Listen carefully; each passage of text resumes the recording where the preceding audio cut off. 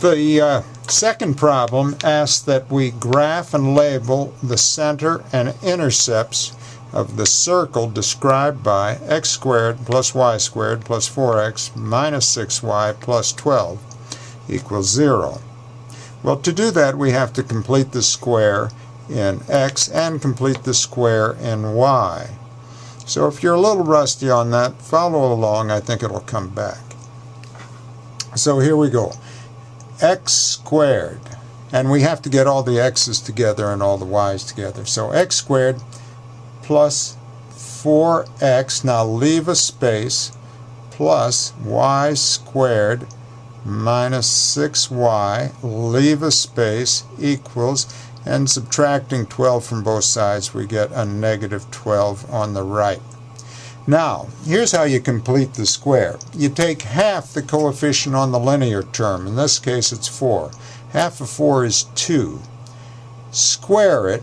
Install that for your third term. That's a 4. We squared 2, got 4. I also have to add 4 to the right side to maintain that equal sign. Now we're guaranteed we have a perfect square in terms of x. We'll do the same thing in terms of y. Half of 6 is 3. If you square 3, you get 9. And so we'll add 9 to both sides. We have to do that in order to maintain that equal sign. And we're also guaranteed in so doing that this is a perfect square.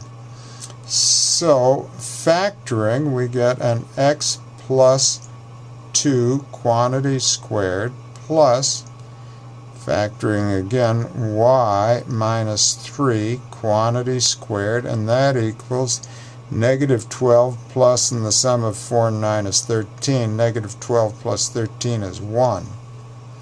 So our center is at the opposite of plus 2 is negative 2. The opposite of negative 3 is 3. And the radius equals the square root of 1, but the square root of 1 is 1. So we have the center, the radius. Let's graph it and see what we have for intercepts. So here's an x-axis, or excuse me, a y-axis, and an x-axis, y.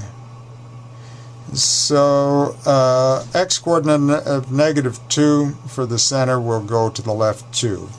And we'll go up 3, y value of 3. So over 2, up 1, 2, 3. There's our center, has a radius of 1. So we'll draw that circle. And there's our circle, and the center is at negative 2, 3. And notice, this circle does not intersect the y-axis or the x-axis, so there are no intercepts, and we are done.